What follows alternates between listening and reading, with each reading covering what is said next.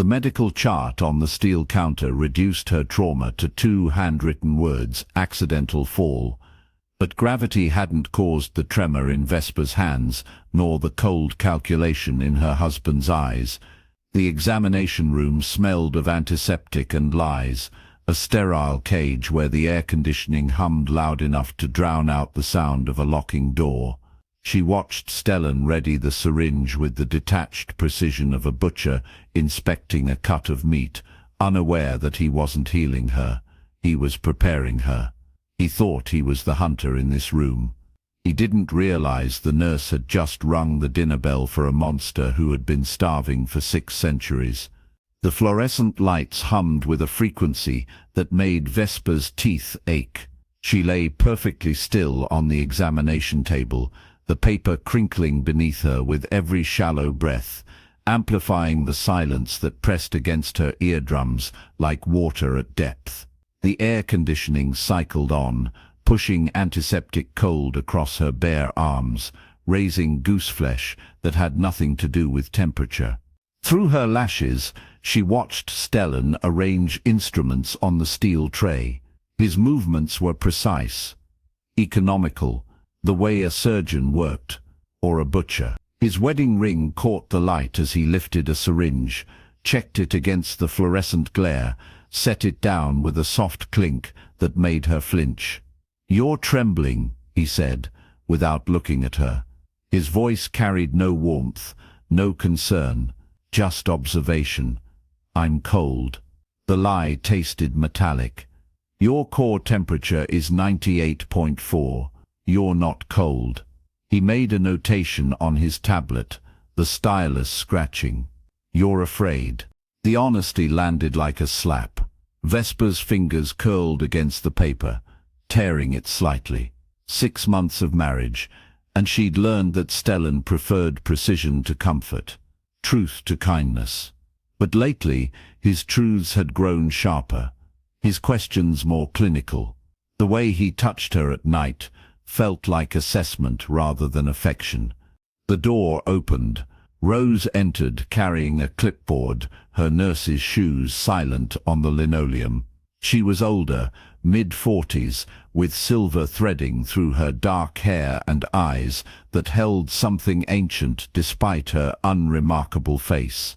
Those eyes met Vesper's for a fraction of a second, and the temperature in the room seemed to drop another degree. "Results are back," Rose said, handing Stellan the papers. He scanned them, and something shifted in his posture. A hunter catching scent, elevated cortisol, irregular sleep patterns, and this, his finger tapped the page. Nocturnal temperature fluctuations. "What does that mean?" Vesper's voice came out smaller than she intended. Stellan finally looked at her. Really looked at her. His grey eyes moved across her face with the intensity of someone cataloguing features for later identification.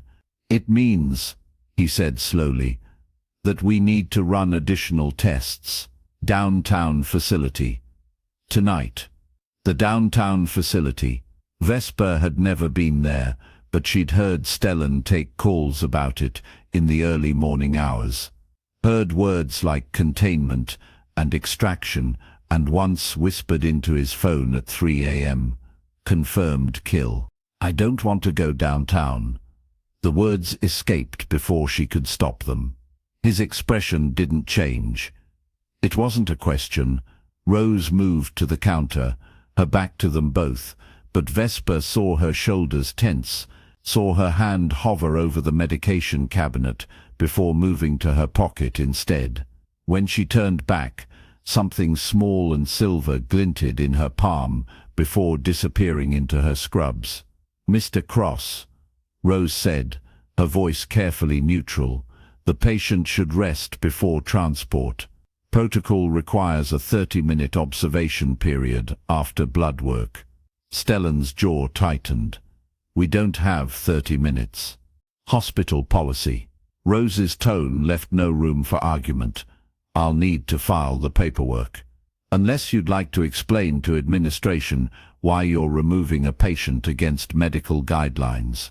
The silence stretched. Vesper could hear her own heartbeat, could feel it pulsing in her throat, her wrists, behind her eyes.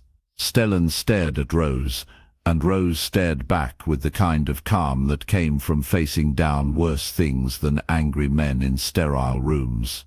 30 minutes, he finally said. Not a second longer. He moved toward the door, paused. Lock it. No visitors. The door closed behind him with a soft click.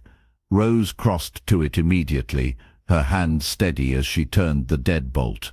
The sound echoed like a gunshot in Vesper's ears. "What's happening?" Vesper whispered. "What did the tests show?" Rose turned, and her face had transformed. The bland professional mask had fallen away, revealing something fierce and knowing beneath. She moved to Vesper's side, her fingers cool against Vesper's wrist, finding her pulse. "You're marked," Rose said quietly. "Marked. Stellan isn't your husband. He's a hunter." Rose's thumb pressed against the inside of Vesper's wrist, and Vesper gasped as heat bloomed under the touch. "And your bait. Rare blood. The kind that calls to them across miles. He's been using you to draw one out." The room tilted. Vesper tried to sit up, but Rose's hand on her shoulder kept her down. "Draw what out?" Rose's eyes flicked to the small window in the door, then back. "Someone who's been looking for you longer than Stellan has. Someone who'll burn this building to ash if he has to." She reached into her pocket, pulled out a small silver object, a phone, ancient and battered. She pressed 3 numbers. No words, just 3 soft tones. And then she ended the call. "What did you just do?" "Sent a signal." Rose moved to the light switch, flicked it twice. Off, on, off, on. Through the window, Vesper could see the hallway lights respond in kind. Some kind of code. "He's coming." "Who?" Rose smiled, and it was the first genuine expression Vesper had seen on her face. "Your intended." The temperature plummeted. Vesper's breath misted in the air. The fluorescent lights began to flicker, not randomly, but in rhythm, like a heartbeat, like something breathing. The door handle rattled. Stellan's voice came through, sharp with command. "Rose, open the door. Observation period isn't complete." Rose called back, but her hand had moved to something under her scrubs. A vial, dark liquid that seemed to absorb light. "Open it now, or I'll have security remove it." The lights died completely. Emergency backup kicked in, bathing everything in red. And in that crimson glow, Vesper saw shadows move wrong. Saw darkness pool in the corner, like liquid, rising, taking shape. The door burst open. Stellan filled the frame, and in his hand was something that gleamed silver and sharp. Not a scalpel, a blade, old and inscribed with symbols that hurt to look at. He lunged for Vesper, his hand closing around her arm with bruising force. "You're coming with me." The shadows exploded outward. One moment, Stellan was dragging her off the table. The next, he was frozen, his hand still gripping her arm but his body rigid, eyes wide. The air had grown thick, viscous, and the temperature had dropped so low that ice was forming on the metal instruments. A voice emerged from the darkness. Old, elegant, absolutely lethal. "Unhand my intended." A figure stepped from the shadows, as if they were a doorway he'd simply walked through. Tall, impossibly beautiful, with dark hair that caught the red emergency lights like blood on black silk. His eyes were amber, burning with their own light, and when he looked at Stellan, the hunter made a sound low in his throat that might have been fear. Lysander Thorne smiled, showing teeth too white, too sharp. "Hello, darling," he said to Vesper, his gaze never leaving Stellan. "I've been searching for you for a very long time." The hospital air shattered like glass. Stellan's grip on Vesper's arm went slack, his fingers peeling away one by one as if an invisible force was prying them loose. His face had drained of color, sweat beading along his hairline despite the frigid temperature. The silver blade trembled in his other hand, its inscribed symbols pulsing with a sickly green light that seemed to push against the darkness pooling around them. Lysander moved with liquid grace, closing the distance between them without appearing to walk at all. Simply there, then closer, then standing between Vesper and the hunter. The red emergency lights caught the planes of his face, all sharp angles and predatory beauty. His hand pale, elegant, with long fingers that looked like they belonged on a pianist, wrapped around Stellan's wrist. The sound of bone grinding against bone filled the examination room.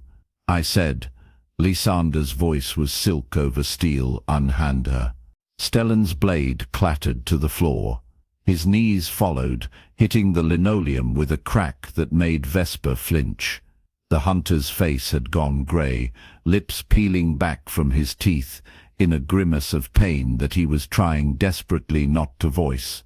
His wrist bent at an angle that shouldn't have been possible, Lysander holding it almost delicately, as if he were examining a butterfly's wing before crushing it. "Please," Stellan managed. The words scraped raw. "She doesn't know what she is. What you'll do to her." "What I'll do?" Lysander's laugh was low, intimate, the kind of sound that belonged in bedrooms and confessionals. "You've been poisoning her for months. Silver oxide in her supplements, rowan ash in her vitamins, weakening her natural defenses, making her scent stronger, more intoxicating." He leaned down, his mouth close to Stellan's ear. "You've been ringing the dinner bell, Hunter, and now you're surprised when something answers." The words hit Vesper like a physical blow. Her hand went to her stomach, to the place where she'd been taking those pills religiously.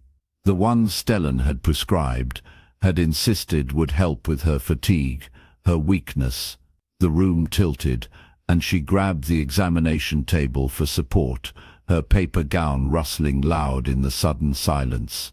Lysander released Stellan, who crumpled fully to the floor, cradling his wrist. The vampire turned to Vesper, and the predatory coldness in his expression melted into something else. Something that looked almost like concern, if concern could burn with amber fire. "Can you walk?" His voice had gentled, though it still carried that old-world cadence, vowels shaped by centuries she couldn't imagine. Vesper nodded, not trusting her voice. Her legs felt like water, but she forced herself upright, clutching the gown closed at her back. The fabric was thin, cheap, and she was suddenly aware of how exposed she was, how vulnerable. Lysander shrugged out of his coat, black wool, expensive, with a silk lining that whispered as it moved, and draped it around her shoulders. It was still warm from his body, though he shouldn't have had body heat at all. The weight of it settled over her like armor, smelling of night-blooming flowers, and something darker, something that made her pulse quicken in a way that had nothing to do with fear. "The others will be here soon," Stellan rasped from the floor. Blood trickled from his nose, stark against his pale skin. "You can't protect her from all of us. Watch me." The shadows surged forward, wrapping around Stellan like chains. His scream cut off abruptly, muffled, as the darkness covered his mouth. Lysander stepped over him without a glance, his hand finding the small of Vesper's back, guiding her toward the door. The hospital corridor was chaos. Nurses ran past, shouting about the power failure.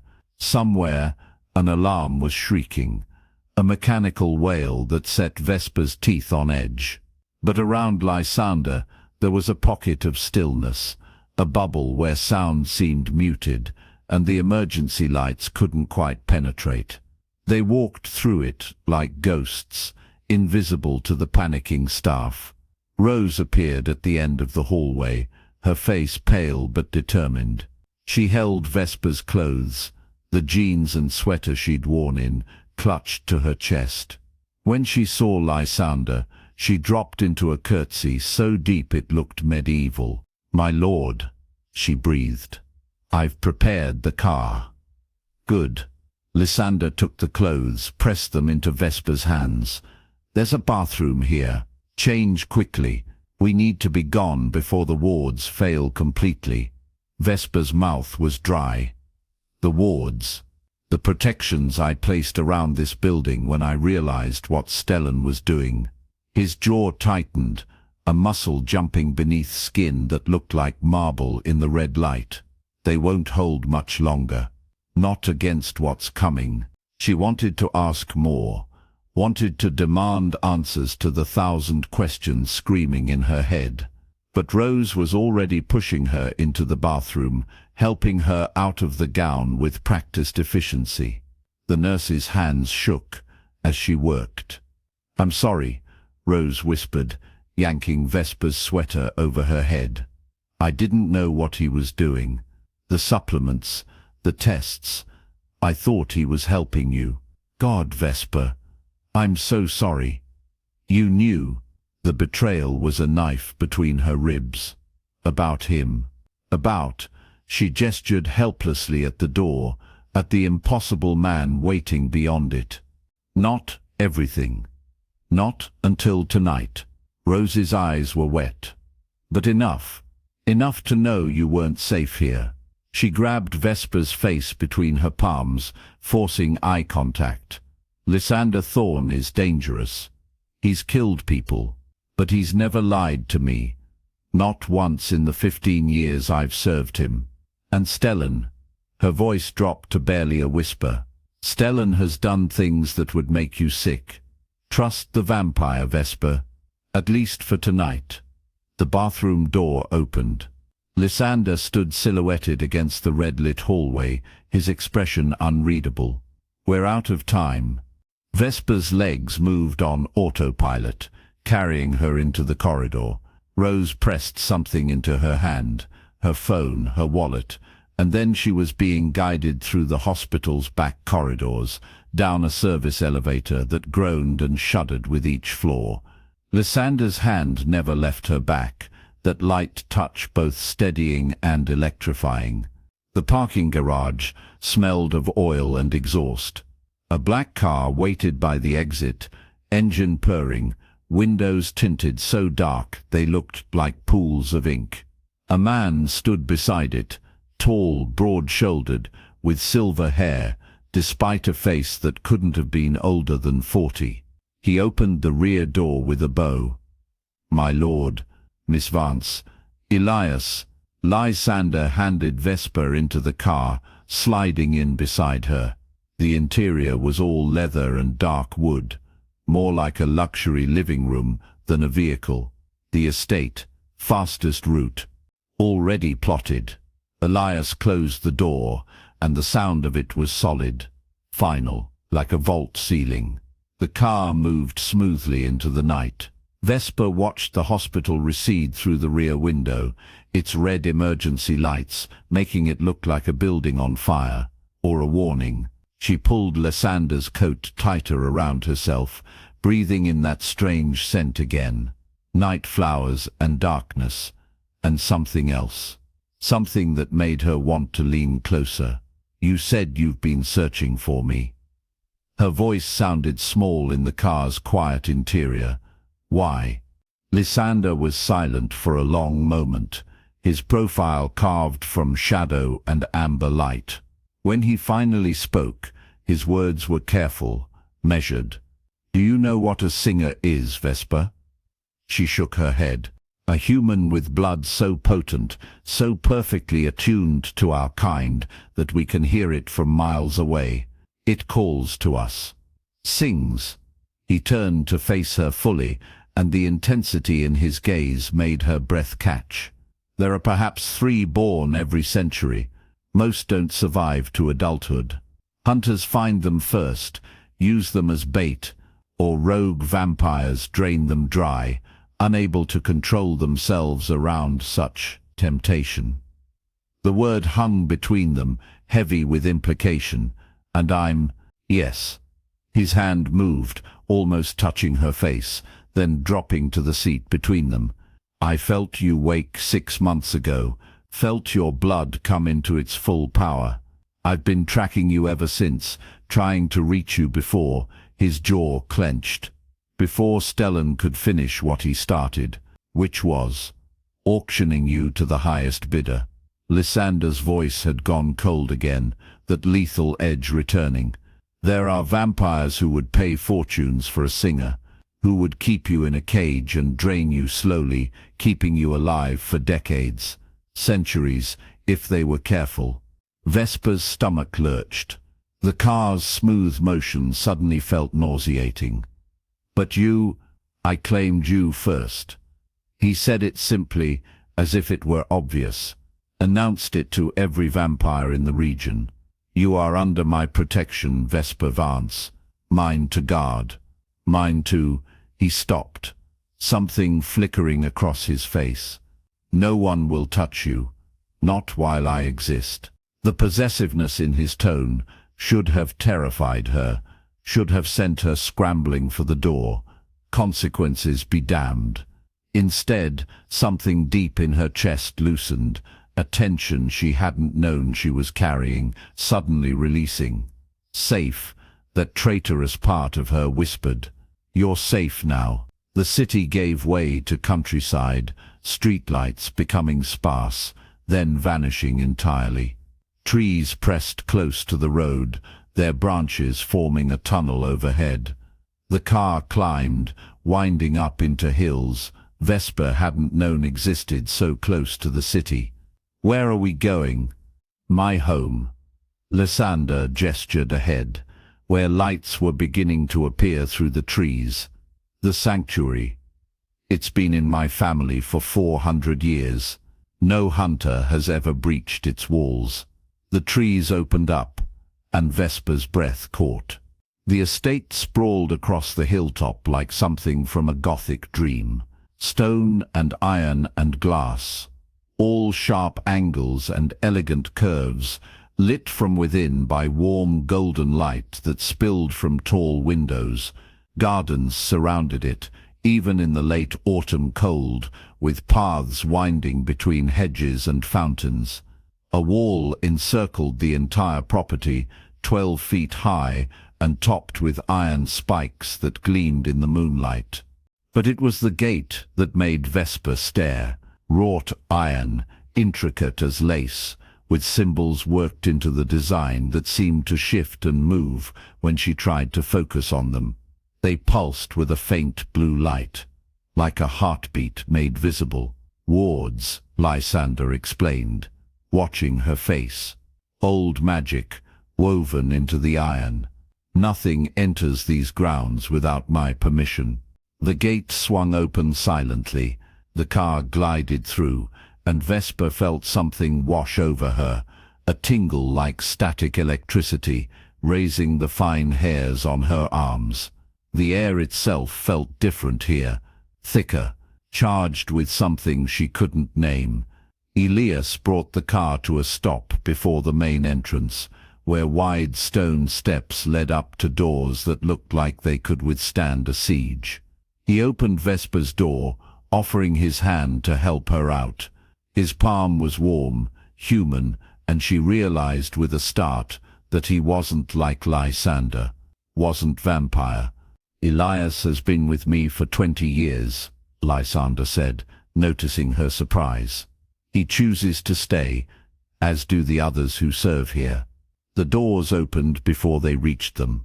A woman stood in the entrance, small, elderly, with silver hair pulled into a neat bun, and eyes that were sharp despite her age. She looked Vesper up and down with an expression that was equal parts assessment and approval. So this is the singer. Her voice was crisp, British accented. She's half-starved. I'll have cook prepare something immediately. Thank you, Margaret. Lysander's hand returned to Vesper's back, guiding her inside. Vesper, this is my housekeeper.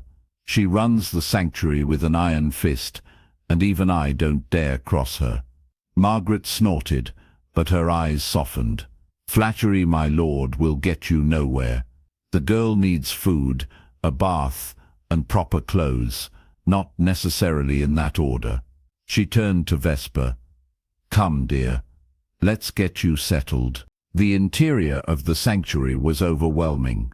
Marble floors covered in rich carpets, wood-paneled walls hung with paintings that looked old enough to be in museums. A grand staircase curved up to the second floor, its banister carved with the same shifting symbols that had decorated the gate. Everywhere Vesper looked, there was beauty and age and wealth beyond her comprehension. Margaret led her up the stairs, chattering about the house's history, about the guest wing where Vesper would be staying, about the library and the gardens and the 100 other things she'd need to know. But Vesper barely heard her. She was too aware of Lysander following behind them, his presence a weight she could feel even without turning around. The room Margaret showed her to was larger than her entire apartment. A 4-poster bed dominated one wall, draped in deep blue silk. French doors opened onto a balcony overlooking the gardens. A fireplace crackled with fresh flames, warming the space to a comfortable temperature. "The bathroom is through there," Margaret pointed. "I've laid out some clothes that should fit. They belong to—" She paused, glancing at Lysander, who had stopped in the doorway. "Well, they should fit. Dinner will be ready in an hour." She bustled out, leaving Vesper alone with Lysander. The vampire hadn't entered the room, she realized, stood exactly on the threshold, as if there were an invisible barrier he couldn't cross. "You're safe here," he said quietly. "These are your rooms. I cannot enter without your invitation." "No one can." Vesper swallowed. "What if I want you to enter?" Something flared in his amber eyes, heat and hunger, and something else, something that made her pulse race. "Then you need only ask." The air between them felt electric. Vesper took a step forward, then another, until she was close enough to see the faint pattern in his irises, like flames frozen in amber, close enough to smell that intoxicating scent of night flowers and darkness, close enough to see that he wasn't breathing, wasn't blinking, was holding himself absolutely still, as if any movement might shatter his control. "Come in," she whispered. He crossed the threshold in one fluid motion, and suddenly the room felt smaller, warmer. His hand came up, fingertips barely brushing her cheek, and Vesper's eyes fluttered closed at the contact. His skin was cool, but not cold, smooth as marble, but yielding, alive in a way that defied everything she thought she knew about vampires. "You should be afraid of me," Lysander murmured. His thumb traced the line of her jaw, sending shivers down her spine. "I'm a monster, Vesper. I've lived for 6 centuries by taking life, by drinking blood and death and fear." She opened her eyes, met his gaze. "Are you going to hurt me?" "Never." The word was a vow. "I would burn this world to ash before I let anyone harm you, including myself." "Then I'm not afraid." His expression cracked, something raw and vulnerable showing through. "Because what I feel when I look at you." He stopped, his hand dropping away. "You're exhausted, traumatized. You need rest, not." He stepped back, putting distance between them. "I'll see you at dinner." He was gone before she could respond, the door closing softly behind him. Vesper stood in the center of the room, her heart pounding, her skin still tingling where he'd touched her. She should be terrified, should be planning her escape. Instead, all she could think about was the look in his eyes, the barely leashed hunger that had nothing to do with blood, and everything to do with something far more dangerous. The bath helped. Margaret had left oils that smelled of lavender and something sweeter, and Vesper soaked until her skin pruned and her muscles finally relaxed. The clothes fit perfectly, soft black pants and a deep green sweater that brought out the color of her eyes. She wondered whose they had been, then decided she didn't want to know. Dinner was served in a small dining room that somehow managed to feel intimate despite its size. Lysander sat across from her, a glass of dark red liquid in front of him that he didn't touch. Vesper tried not to think about what it contained. The food was incredible: roasted chicken and vegetables, fresh bread, a salad with vinaigrette that tasted like summer. She ate ravenously, not realizing how hungry she'd been until the first bite hit her tongue.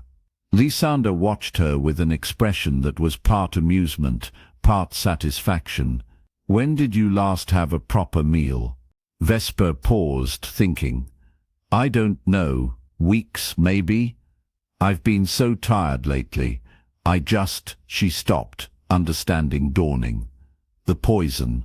It was affecting my appetite." Among other things, his jaw tightened. Stellan is a skilled hunter.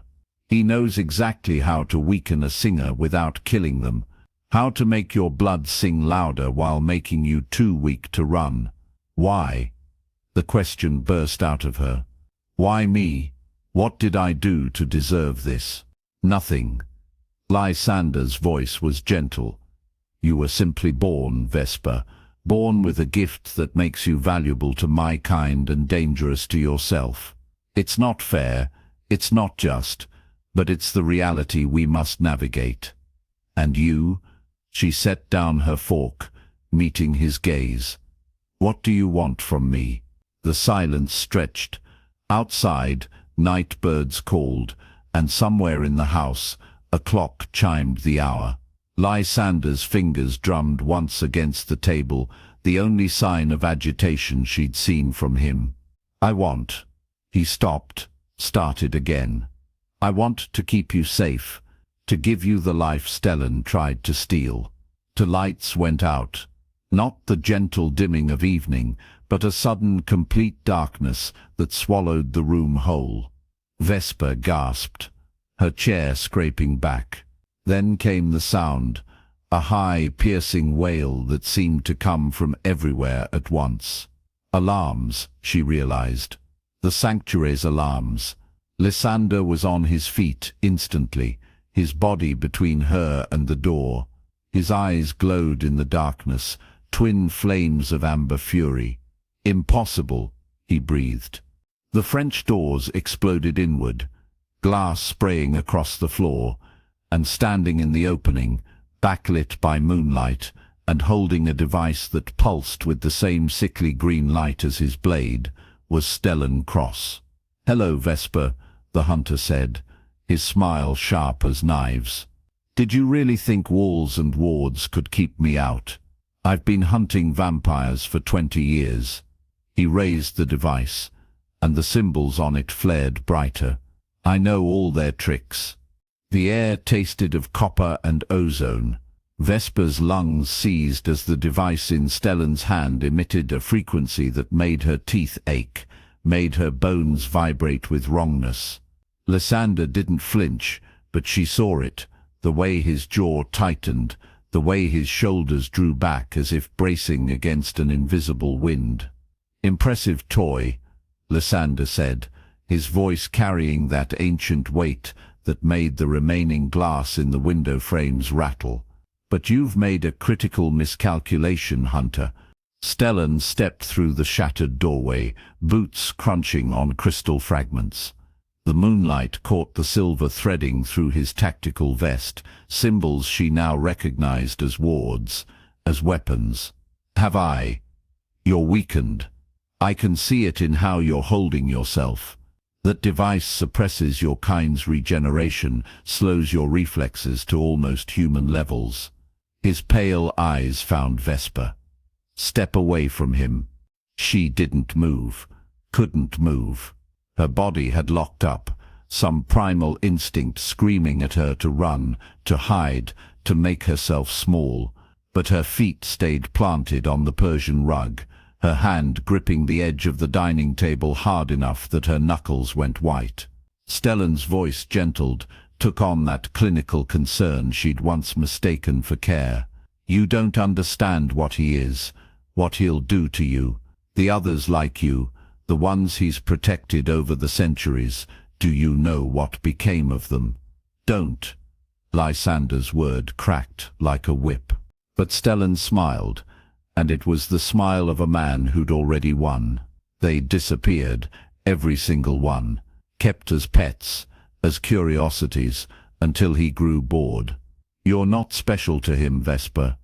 You're just rare, just valuable." The words should have struck home, should have planted doubt, fear, the cold seed of betrayal. Instead, Vesper felt something else rising in her chest, hot and fierce and utterly unexpected. Anger. "You're wrong." Her voice came out steady, stronger than she'd heard it in weeks. "You kept me locked in that hospital for 6 months. 6 months of white walls and locked doors and needles and tests. You made me believe I was sick, that I was dying, that I needed you." She took a step forward, felt Lysander's hand brush her arm in warning, but she shook it off. "He gave me the truth. He gave me choice." Stellan's expression flickered.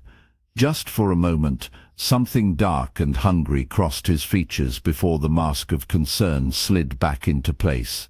"The truth? Did he tell you what your blood does to his kind? How one taste creates an addiction that drives vampires mad? You're not a person to them, Vesper. You're a drug." "Then why?" Lysander said softly, dangerously. "Have I not tasted her?" The silence that followed felt alive, electric. Stellan's finger twitched on the device, and the frequency shifted, climbed higher. Vesper gasped as pain lanced through her skull, bright and sharp. Lysander moved, faster than her eyes could track, despite whatever the device was doing to him, and suddenly he was in front of Stellan, his hand wrapped around the hunter's throat. "You dare," Lysander breathed, and his voice had shed all pretense of humanity, had become something vast and terrible. "Bring your war into my home. Threaten what is mine." Stellan's free hand came up, something silver flashing in his grip. The blade, that sickly green blade from the hospital, drove into Lysander's side. Vesper screamed, but Lysander didn't let go. His fingers tightened, and she heard the wet crack of cartilage, saw Stellan's eyes go wide with shock and pain. The device clattered to the floor. Instantly, the oppressive frequency cut out. The silence felt like a physical thing, like cotton stuffed in her ears. Lysander released Stellan, who stumbled back, one hand at his throat, the other still gripping the blade now slick with dark blood. "You're fast," Stellan rasped, his voice ruined. "But I've killed faster." He moved then, and Vesper understood why he'd survived 20 years hunting apex predators. His body became a weapon, precise, efficient, brutal. The blade sang through the air, and Lysander twisted, dodged, his movements still graceful, despite the wound in his side that wept black blood onto the hardwood floor. They collided near the fireplace, and the impact shook the room. Stellan's blade caught Lysander across the chest, drawing a line of darkness that hissed and smoked. But Lysander's hand closed around Stellan's wrist, and he twisted. The sound of breaking bone was obscenely loud. Stellan screamed. The blade fell, and Vesper saw her moment. The device lay 3 feet away, still pulsing with that sickly green light, its symbols writhing like living things. She didn't think. Thinking would have paralyzed her, would have made her small and afraid and helpless. Instead, she lunged for it, her fingers closing around metal that burned cold against her skin. "Vesper, don't." Lysander's warning came too late. The moment her skin made contact, the device flared white-hot. Pain exploded up her arm, through her chest, into her skull. But underneath the pain, she felt something else. Recognition. The symbols weren't just wards or weapons. They were a language, and somehow, impossibly, she could read them. Asterisk bind. Suppress. Contain. And underneath those commands, buried in the device's core, asterisk summon. Asterisk, oh God, she whispered. This isn't just a weapon, it's a beacon. Stellan laughed, the sound wet and broken. Finally, you see. He was on his knees now, cradling his shattered wrist, but his pale eyes burned with triumph. Did you think I came alone? Did you think I'd be stupid enough to face the Vampire King without insurance? The temperature dropped. Frost spread across the windows, delicate and deadly, and Vesper felt them presences gathering outside the estate, cold and hungry and drawn by the device's call. More hunters, dozens of them. You used yourself as bait, Lysander said, and there was something like respect in his voice. Clever, suicidal, but clever. I used her as bait, Stellan corrected, his gaze finding Vesper. The moment that device activated, every hunter within 50 miles knew exactly where to find the girl with the golden blood. They're coming, Lysander, and they won't stop until either you're dead or she is. Vesper's fingers tightened on the device. The symbols pulsed under her touch, and she felt it, the thread connecting this machine to the hunters outside, the invisible line of power that drew them like moths to flame. Her blood sang in her veins, that strange gift Lysander had named, and suddenly she understood. She could feel them, all of them, their hunger, their determination, their absolute certainty that what they were doing was right. How do I turn it off? She asked. Stellan's laugh turned into a cough. You can't. Only I can, and I won't. So you have two choices, Vesper. Come with me willingly, let me take you somewhere safe, somewhere he can't find you. Or stay, and watch everyone in this house die when my people arrive. There's a third option. Vesper's voice didn't shake. Her hands didn't tremble. She looked at the device, at the symbols that made a terrible kind of sense, and then she looked at Lysander. His amber eyes met hers, and in them she saw the question, the choice he wouldn't make for her. She raised the device above her head, and brought it down against the marble hearth with every ounce of strength she possessed. The impact jarred her bones. The device cracked, and light poured out, not green now, but white, pure and blinding. The symbols screamed, a sound that existed somewhere between hearing and feeling, and then silence. The device went dark. The cold presences outside the estate flickered, confused, and then began to retreat. Vesper felt them go, felt the invisible threads snap one by one, until only the night remained. Stellan made a sound like a wounded animal. No, no, you stupid girl, do you have any idea what you've just done? They'll come anyway, they know you're here now, they'll never stop. Then let them come. Vesper turned to face him, and she felt different, stronger. Like breaking the device had broken something in her too, some final chain of fear that had kept her small and silent and safe. Let them come, and let them see what happens when they threaten what's mine. Lysander moved so fast she almost missed it. One moment Stellan was on his knees, the next he was unconscious, crumpled on the floor like a discarded coat. Lysander stood over him, breathing hard black blood, still seeping from his wounds, but already slowing, already healing now that the device's suppression had ended. Vesper. He turned to her, and his face was terrible and beautiful. What you just did. I chose, she said simply. You gave me the truth. You gave me choice, and I'm choosing this. Choosing you, choosing to stop running." He crossed the distance between them in 2 strides, and then his hands were on her face, tilting her head back so she had to meet his eyes. "You understand what that means. The hunters won't stop. Stellan was right about that. They'll come for you again and again, because you're rare and valuable and everything they fear. Then we'll face them." She reached up, covered his hands with hers. Together. Something shifted in his expression, the ancient weight lifting replaced by something raw, more vulnerable. "I have walked this earth for 6 centuries, Vesper Vance. I have seen empires rise and fall. I have loved and lost and learned to keep my heart locked away where nothing could touch it." His thumb brushed her cheekbone.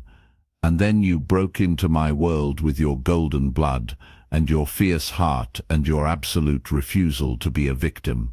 Is this the part where you tell me you love me?" She meant it to sound light, teasing, but her voice came out breathless.